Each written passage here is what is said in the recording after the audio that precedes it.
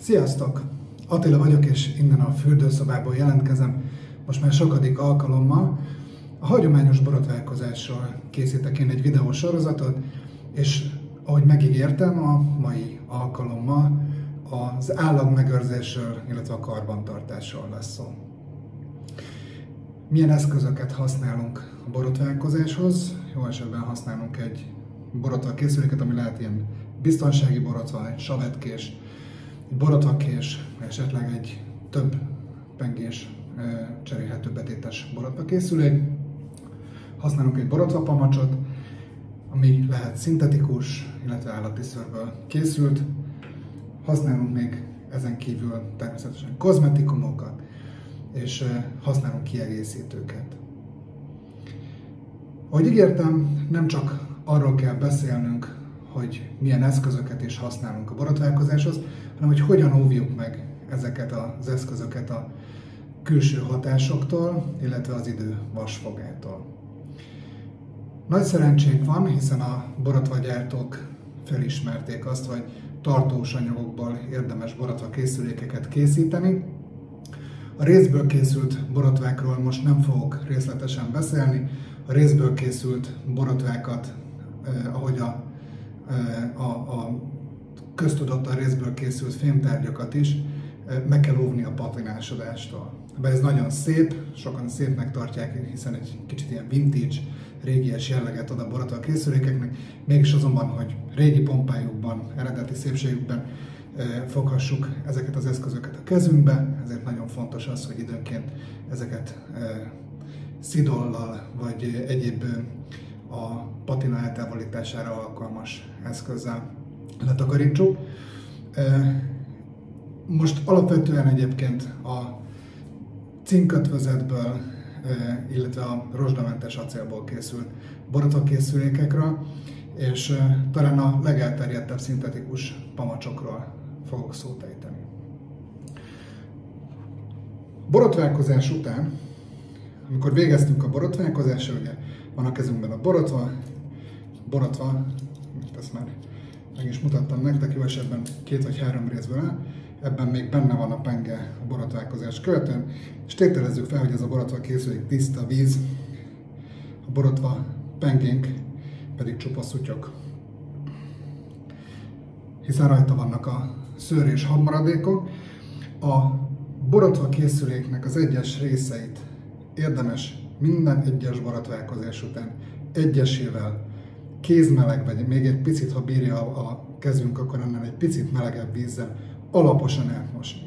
Ez azért nagyon fontos, mert például az alaplapon található habcsatornák, azok nagyon gyorsan el tudnak koszolódni itt, és rajta maradnak a szappanmaradékok.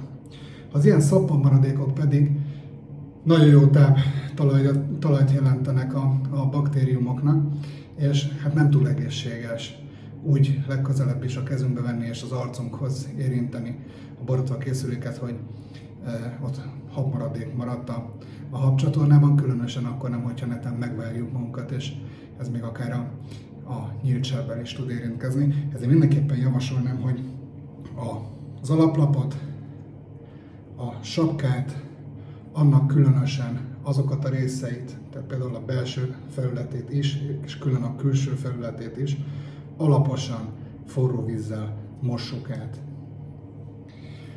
Én át szoktam mosni a nyelet is, ezt azért tartom fontosnak, mert a nyíl úgy van kialakítva, hogy ne legyen csúszása. Magyarán szólva jól meg tudjuk fogni a borotvakészüléket, ha ez elszappaноsodik, hogyha szappanmaradékok maradnak rajta, akkor sérülhet, illetve hát esztétikailag sem lesz túl szép, hogyha az egyes redőkben benne maradnak a szappanmaradékok. Ezért én ezt minden egyes alkalommal szintén elmosom.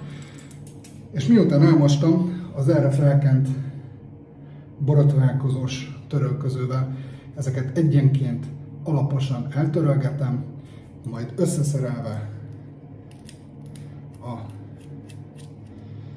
készüléket, vagy egy ilyen állványon hagyom tovább száradni, vagy egyszerűen csak lógni, vagy pedig, ahogy ezt én is leginkább tenni szoktam, vissza szoktam helyezni a dobozába, és elteszem, hogy legközelebb is pont ugyanúgy használhassam, ahogy ma elővettem.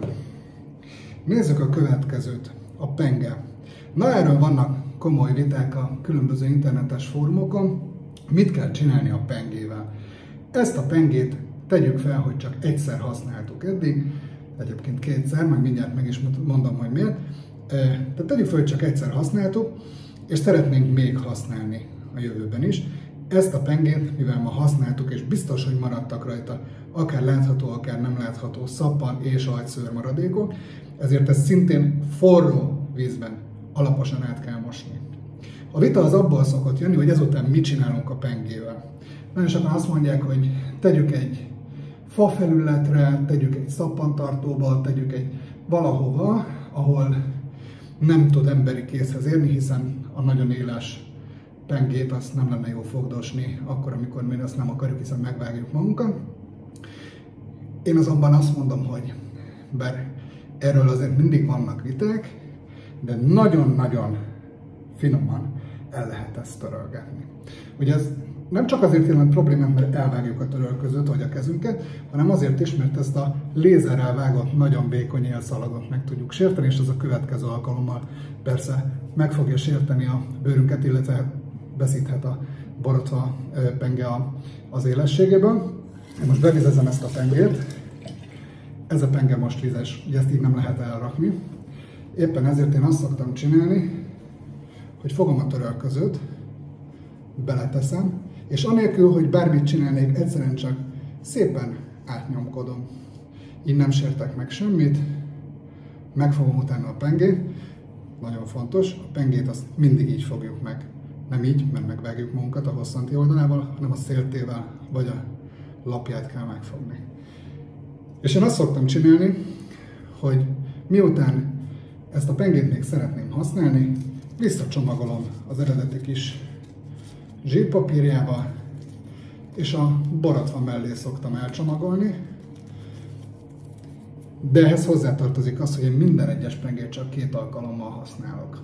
Ez mindenhol szabály van, aki minden borotválkozás után kidobja, van olyan, aki addig használja és versenyt csinál abból, hogy hányszor lehet használni egy borotva pengét, anélkül ki kelljen dobni. Én azt mondom, hogy 2 borotválkozás minden pengében benne van. Ha elérte a második használatot, pontosabban befejeztük a második használatot, akkor visszacsomagolva a zsírpapírba, én ezt így ketté szoktam törni, hogy tudjuk, ezt a pengét már nem lehet használni. Így ebben a papírban ez nem fog vágni. Sokan azt csinálják, hogy gyűjtik valami kis tartóban, akár egy sörös dobozban, akár egy erre szolgáló tartóban. Én ezt megmondom őszintén, így szoktam kidobni. Ez olyan semmit nem bánt, így nem lehet vele megvágni magunkat, és egészen biztos, hogy jó helyre kerül, a hely a kukában van. Hogyan lehet egy borotva készüléket megóvni attól, hogy az idő vasfoga, a rozsda, még ha rozsdamentesről is van szó, a rozsda vagy különböző más hatások miatt veszítsen az állagából. Bármilyen műszerolajjal, én a Mühlének szoktam használni, egyébként még van egy kis pálcika is, tehát én a Mühlének a műszerolaját szoktam használni, alapvetően egyébként bármilyen műszerolaj jó hozzá. A menetet szoktam néha megolajozni, azért, hogy az ne nyikorogjon, és hosszú-hosszú éveken keresztül pont olyan állapotú maradjon, mint amikor megszereztem a borotvát. Aztán van nekünk egy borotva pamacsunk. A borotva pamacsot sokan kérdezik, hogy hogyan kell tisztán tartani. Használat után nagyon-nagyon alaposan kézmeleg vízben átmossuk a borotva pamacsot. Én ezt most meg is teszem ezzel.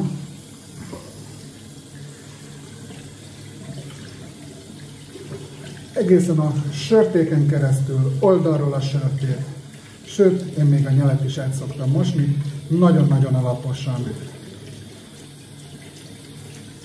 végig szoktam mosni, és miután végeztem vele, nem csak kinyomkodom, hanem ki is rázom.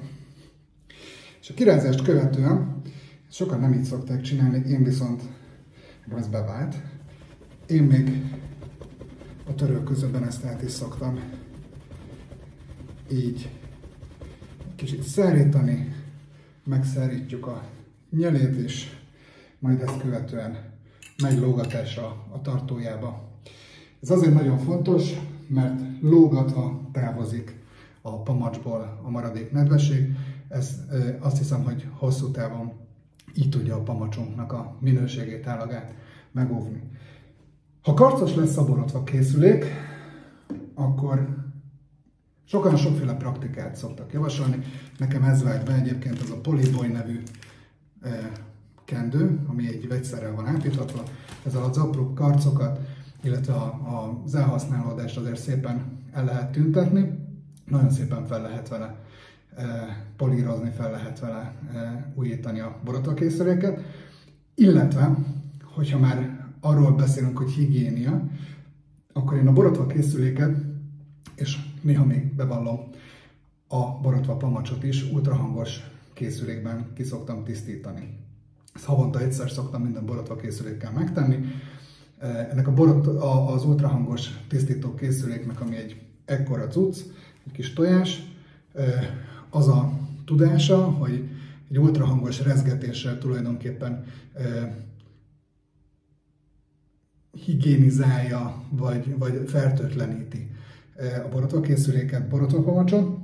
Ez beválik, tiszták maradnak ezáltal az eszközeink, és biztos, hogy hosszú ideig egészséggel fogjuk tudni őket használni. Borotvaszappanok. Azok a borotvaszappanok, amelyeket nem tálban habosítunk, vagy tálban habosítunk, de előzetesen már a tálba mi ezt belemelegítettük. Itt van például egy ilyen régi borotva szappan. Én ezt a szappant például így néz ki. Ezt úgy szoktam használni, hogy bevizezem, és így, ahogy van a szappannal, bekenem jó vastagon az arcomat, de hát utána ez a szappan bizony nedves marad, tehát ezt így nem lehet eltenni, mert rohadtul egészségtelen, és hogy utána a rajta lévő gombák, meg baktériumok, amik a levegőből rákerülnek, azok utána az arcomra kerülnek. Éppen ezért én ezt egy szappantartóba bele szoktam tenni, és meg szoktam várni, amíg kiszárad. Azok, akik tégelyben habosítanak, azaz megfognak, most egy Lodrino Tropical Sunset-et veszek elő, tehát megfognak egy ilyen borotva szappant, és a pamacsot azt benne a borotva szappanban habosítják. Azoknak azt szoktam javasolni, hogy miután használták, erősen rázzák ki belőle a vizet, és így nyitott állapotban hagyják teljesen kiszáradni. Utána tegyék rá a tetejét, és tegyék el, így nem fog megavasodni a szappan, és megőrzi az állagát. Én mára csak ennyit szántam. Ha kérdésetek van, hozzáfűzni valótok van, véleményetek van, akkor kommentmezőben nagy szeretettel várom. A továbbiakban még egy döntés kérdése az, hogy a YouTube-on folytatom, vagy esetleg egy másik csatornán. Minden esetre a következő alkalommal az egészen biztos, hogy a borotvaszappan habosításáról lesz szó. Időben fogok mindenkit értesíteni itt a YouTube-on, illetve a borotválkozásról másként The Shaving Box nevű zárt Facebook csoporton belül is, arról, hogy hol fog a következő videó megjelenni. Mindenkinek nagyon kellemes borotválkozást kívánok, addig is bő habot, és élvezzétek a borotválkozást. Szevasztok!